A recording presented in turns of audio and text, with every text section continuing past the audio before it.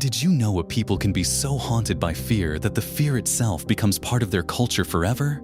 The Noop raids on Iberland were not a single terrible moment. They came again and again, generation after generation. Slave raiders swept through villages, taking children, taking fathers, taking anyone they could catch. So the Ibira adapted. They stopped building homes in open valleys. They climbed. They tucked their villages into rocky hillsides where horses could not follow and strangers could not approach unseen. The hills were not chosen for beauty. They were chosen for survival. Parents began giving children names that carried warnings, names that remembered loss, names that asked the spirits for protection. Rituals that might have seemed optional before became non-negotiable. Every household needed its guard against the unseen enemy. And even after the raid slowed, the fear did not leave.